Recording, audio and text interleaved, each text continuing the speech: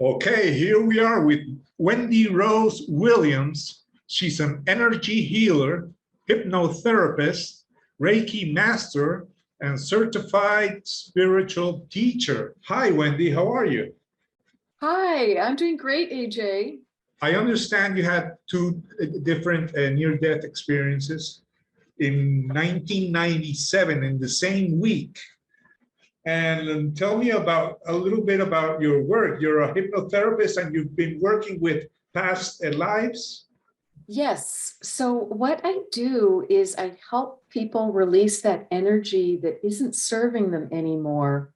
We've all got those self-limiting beliefs and that stuck energy that just is not what we need. Examples are chronic pain, physical pain, emotional pain, anxiety, depression, things like that, and also the fears and the phobias.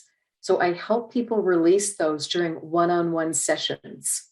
Have you found any cases that are really interesting regarding past lives, something that really surprised you or amazed you? Yes, some of the things that have surprised me and amazed me are how well people do with the sessions, even if they're not a meditator, even if they don't have a spiritual practice, they're still able to relax because we do long sessions together. We do either 2.5 hour or 4 hour, and that's by design.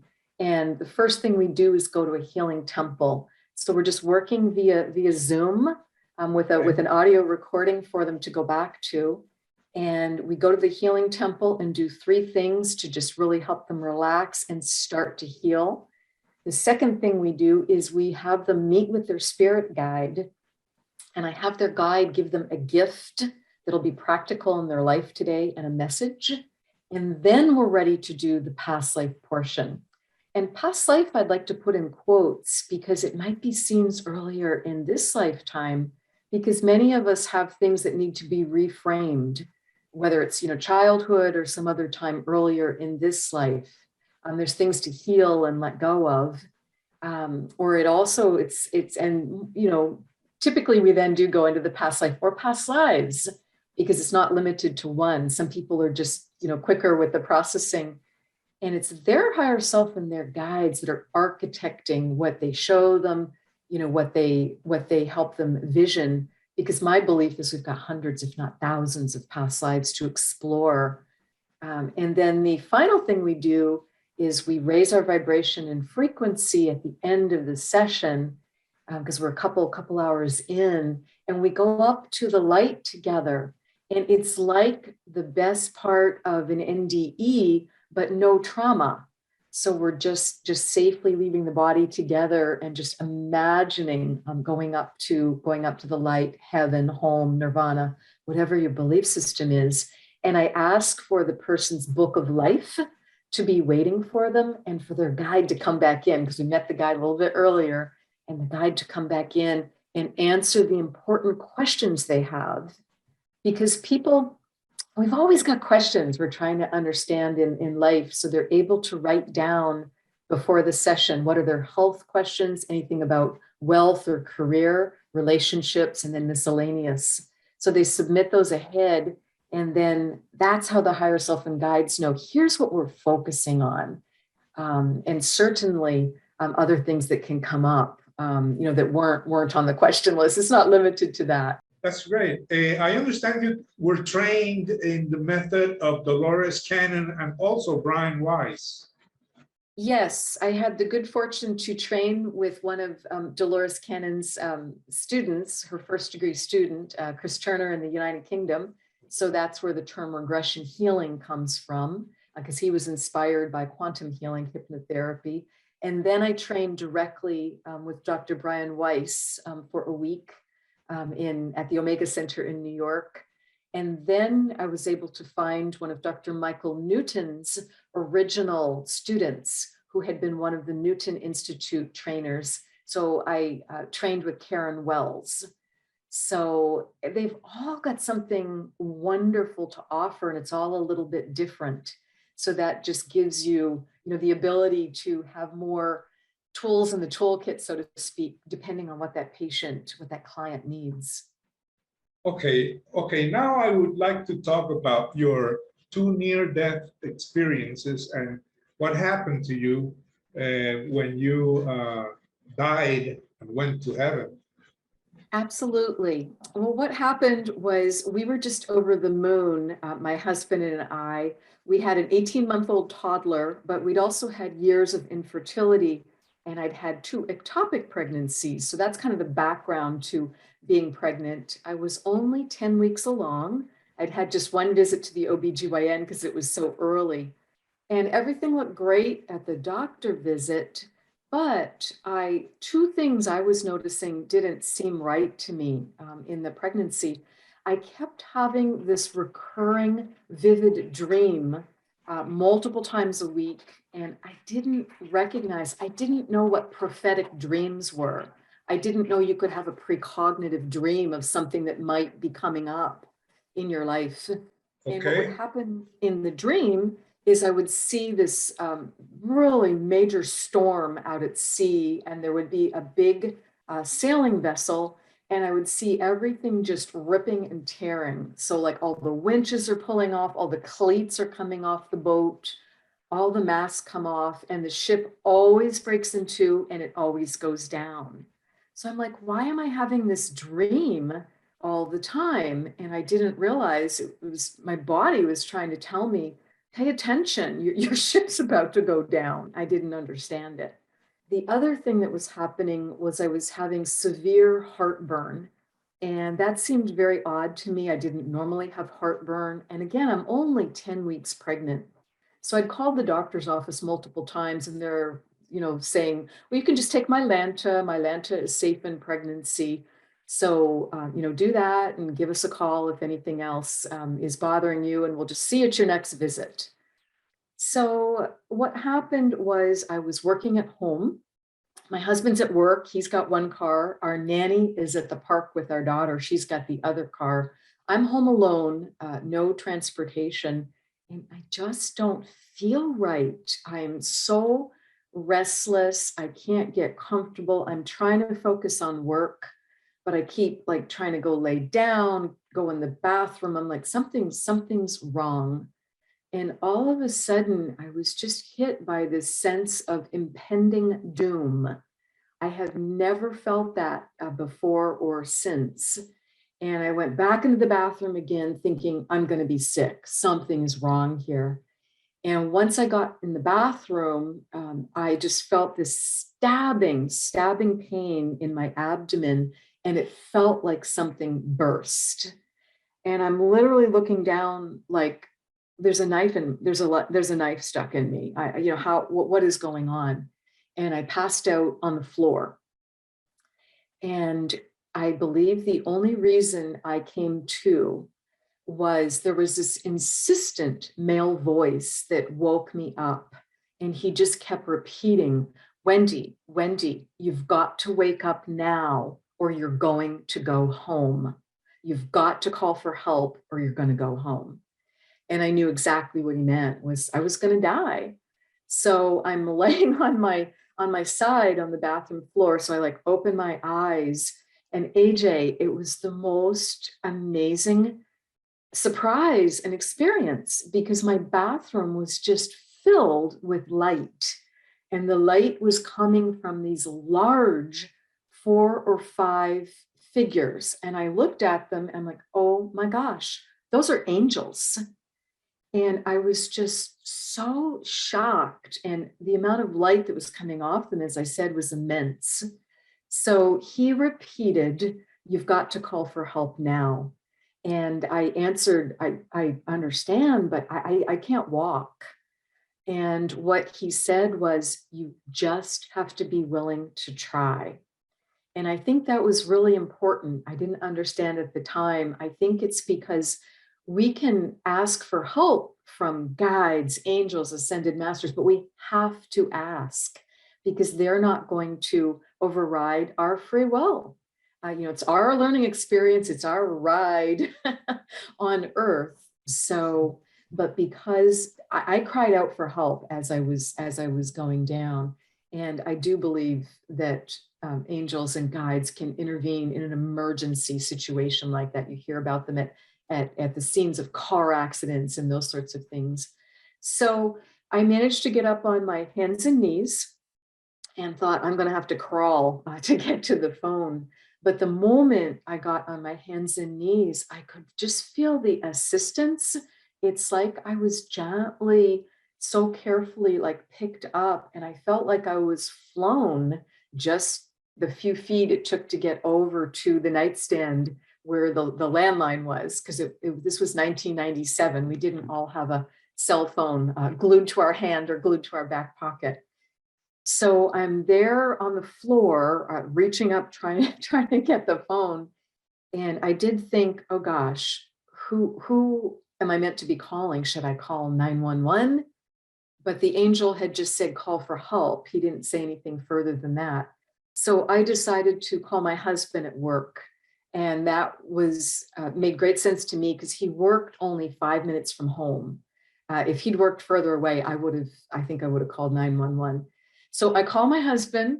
Miracles continue because he actually answered the phone at work. I got him on the first try, and I give him a lot of credit because all I said was, I need you to drive me to the hospital immediately.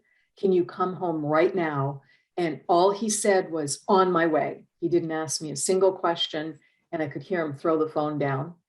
So I then, kind of let out a breath, like, okay, help is on the way.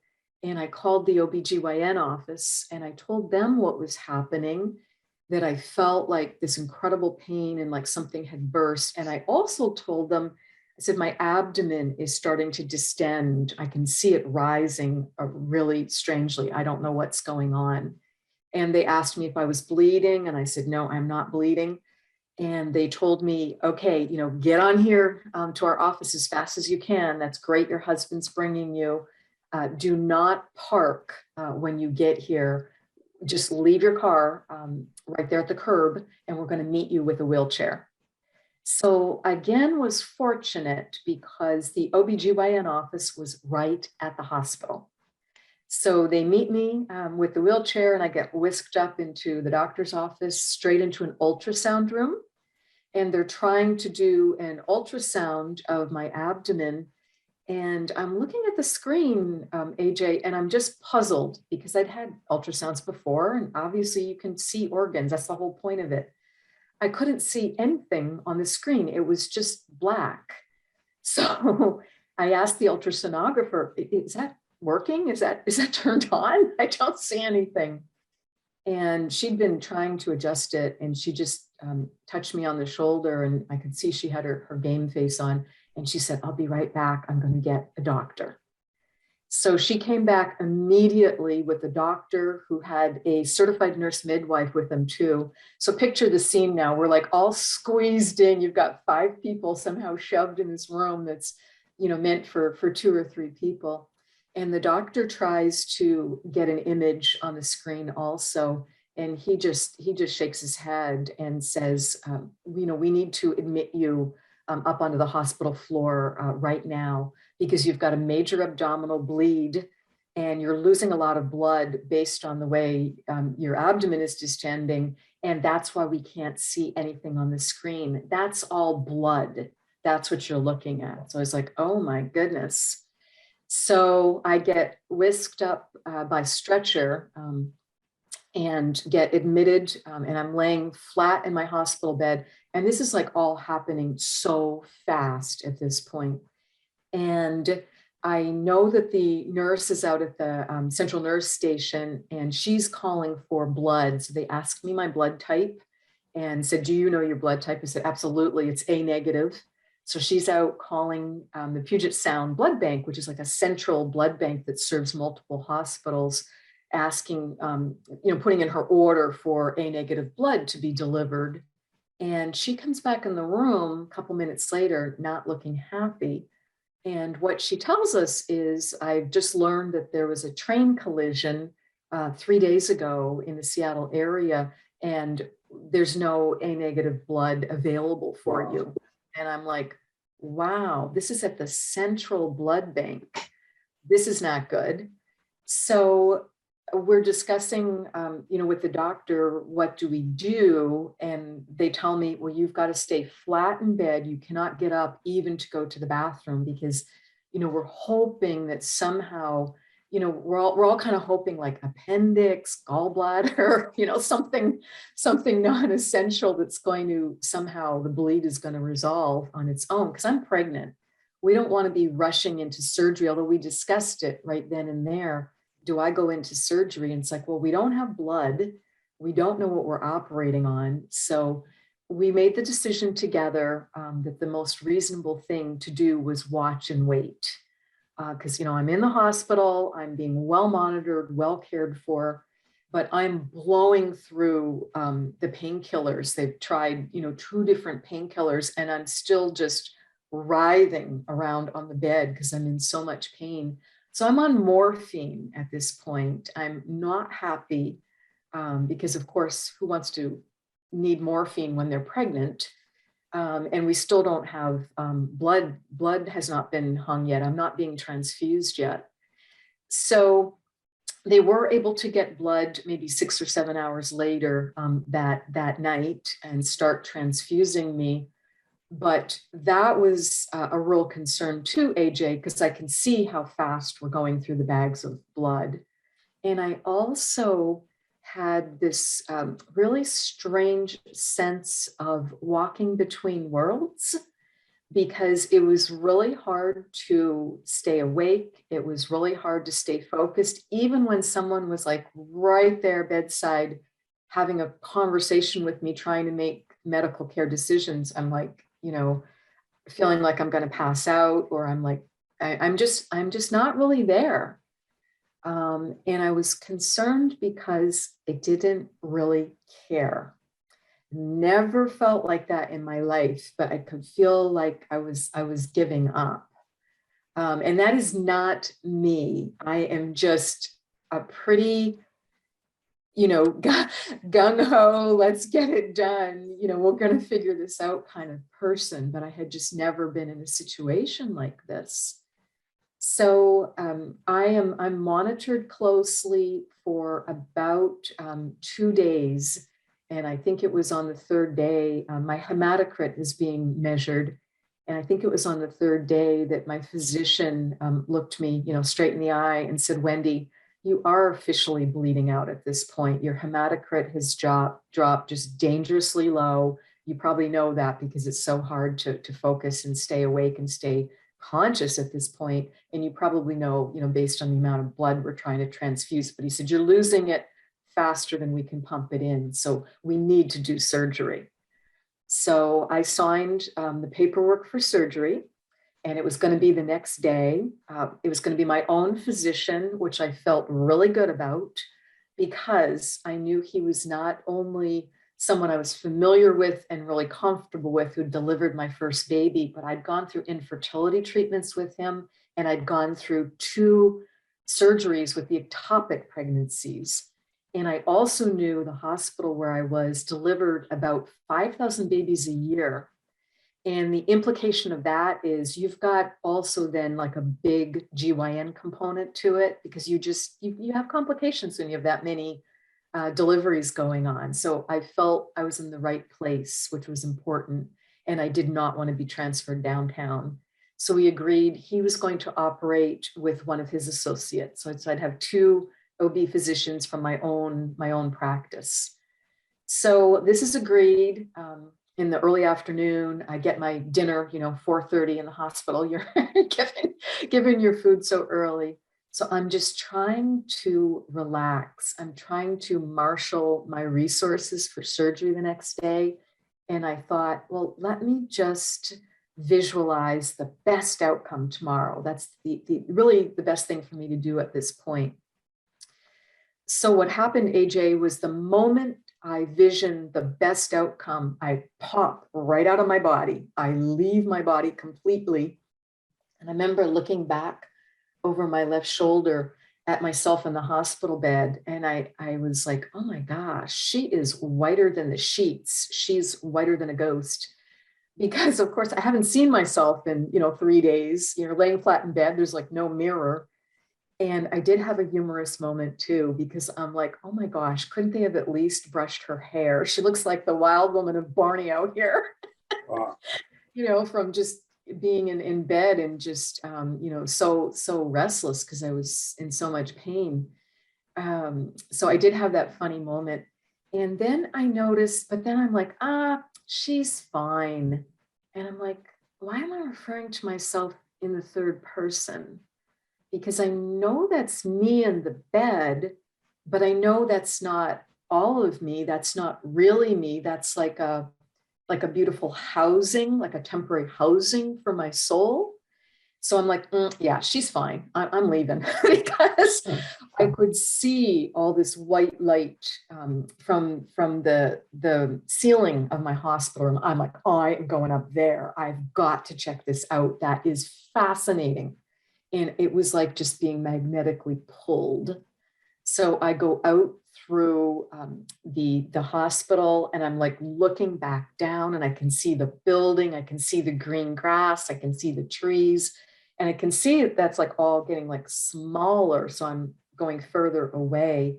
And then I had another funny thought, which was, oh, please don't make me walk through one of those long tunnels. I knew very little about NDEs. This was 1997. I was 36 years old, got a master's in business administration. I just did not have any spiritual background, religious background, really. I was a casual Christian, but evidently I knew about, usually you go through a tunnel. Probably saw it in a movie or something. So the minute I have that thought, what appears instead of a tunnel is this pristine escalator. I mean, it is gorgeous. There's no one on it. I know it's just for me. I can see it is incredibly steep and long, and all this light is just coming up around the escalator. So I'm like, oh, I can like throw myself on this. And I remember throwing myself like on the handrail on the escalator. And then I was like, what form am I in? Because that made me realize. So it's like I was this like white beach ball in my pure soul form, but I was like really deflated. So I was kind of like clinging on the handrail of it, not a bouncy ball at all, just like, ugh. Wow. It just takes me up and up and up. And at the top of the escalator, it was so amazing because the moment I get there, there's this welcoming party. There's the angels that were in my bathroom were there. All 4 of my grandparents were there. There was soul family. There was soul group. They clearly knew I was coming. And they gave me this huge hug, just all of them. And it still makes me want to cry because it was just so moving, because it was unconditional love. And we don't get that on earth very often. And I think we really need to learn how to give it to ourselves so that we also can give it to others to the best of our ability. Because I think that is one of the dichotomies between being home and being in earth on a body is, come on, we've all got to master unconditional love. So they're giving me this huge hug. And then Archangel Michael speaks. And the moment he was in that group and the moment he spoke, I'm like, I know that voice. That's who was talking to me in the bathroom at home. That's who helped save my life. Oh my goodness. Thank you. And what he said to me was, welcome home. We're so glad you're here. You made it. You've done nothing wrong. And you can stay. You absolutely can stay. You're welcome to stay, but you're going to need to decide quickly. It is your choice. But if you want to go back, need to decide. And I can tell you 3 things to help you decide. So what he told me was, number 1, if you decide to go back and have the surgery, it will be a successful surgery. You will regain your health fully. It's like, oh, yay. Number two, your baby will be born healthy. So it's like, oh my goodness, I can just feel like the relief in my heart to know that, particularly being a woman who'd had infertility, had lost to ectopic pregnancies. This is a big deal. So it's like, oh my goodness, wow. And then the third one was the zinger. And what Michael said was, if you choose to go back, life is going to be very difficult, likely for many years, because you're not on your life path. You are not living your purpose. So I was horrified. I was really chagrined. So I'm looking at him like, oh my goodness, I'm so sorry. Please tell me my purpose. What am I not doing? What should I be doing? Oh, please tell me. And he just shook his head. And so I'm then looking around at all the others and I'm thinking, oh, come on, there's like 20 beings of light here. Someone's got to give, there's got to be someone who's going to give me some information. But they were shaking their heads. They're putting like duct tape over their mouths to be silly. They're like doing like lock and key and throw the key away. I'm like, okay, I get it. I just need to calm down and be really grateful for this amazing experience. Be grateful for the information I was given, because it was a lot. Yeah. And it helped me make the decision. So Michael then says, what do you want to do? And the minute he asked that, I said, I'm going back. Absolutely. Because all I could see was my toddler's face. I could see my beautiful little girl's face. So basically I said, okay, put me back in, coach. And everyone gives me one more huge hug. And that time I realized it's not just unconditional love. They were giving me energy. And there was this huge energy download.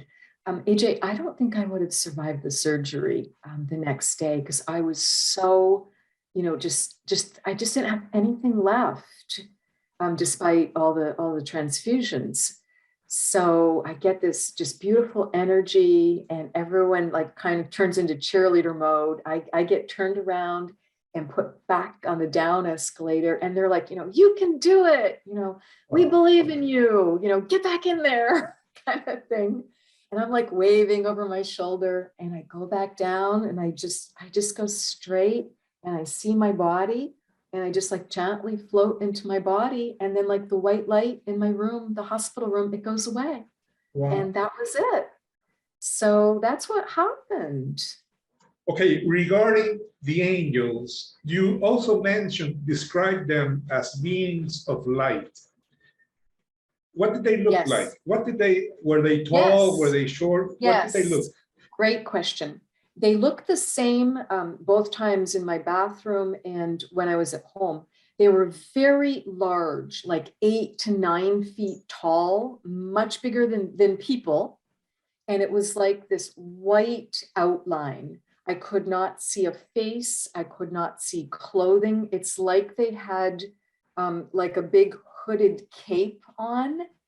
And when they were in my bathroom, I noticed that they were floating like maybe a foot off the floor. And I sensed wings. I like glimpsed wings, like, depending how they turned, like coming up over their shoulder. And I could see the tips of their wings below their feet.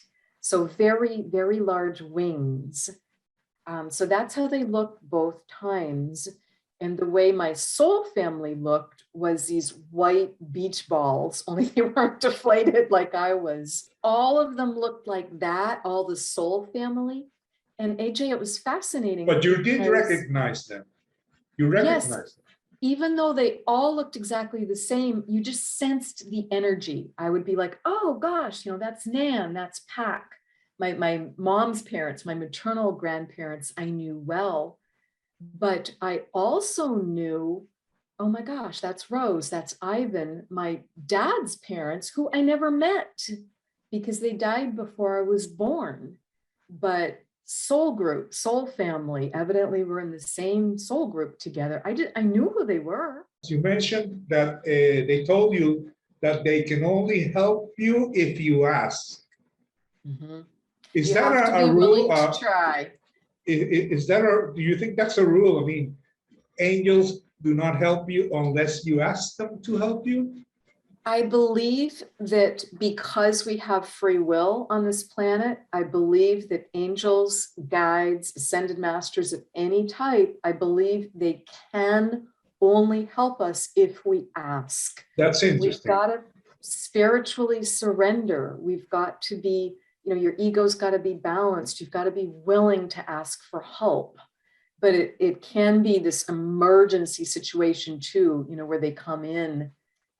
Because it wasn't that I spent, every day praying and meditating at that point in my life, like I do now, like I enjoy doing now. Okay. So, they came in and it took it out of the theoretical for me, because before that, I had wanted to believe angels were real, but they were more like beautiful art I would see, or like, a gorgeous Christmas card. And I wanted it to be real, but once you have the experience, there's no arguing it. It's your reality. Your worldview just changes. Your belief system changes. When you saw these angels, when you got there, heaven, what did it look like? Fantastic question. I was just at the top of the escalator and they crowded around and were holding me back. I could not take a step further. And I sensed if I'd kept on going, and boy, I wanted to, because I could see and sense so much light. And it was just like, oh my gosh, I'm home. I can't wait to like run forward was my momentum and of what I wanted to do. And that's why I felt Michael started, addressing me right away. And I felt like everyone was holding me in place. I couldn't sense anything under my feet other than white light. It was just like everything was white, but it didn't hurt your eyes, even though it was just brilliant. Great. It was just brilliant. So I didn't get to explore further. I didn't see, buildings or anything further, because I needed to stay right where I was to have my choice not be taken away. So did you suffer a transformation after this experience? Yes and no. It changed my belief system because, as I said, angels were no longer theoretical. I didn't feel so alone. It made me realize that I had felt pretty disconnected before that point.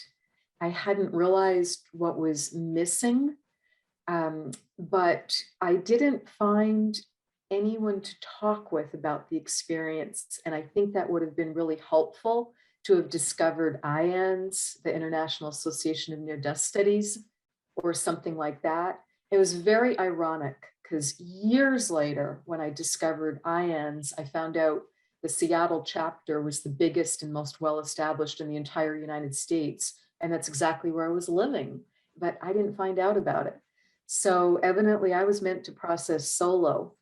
I tried talking with my husband a little bit, and honestly, he just couldn't relate. And he was so traumatized by that whole week's events and what came after, because it was just the beginning of a big change.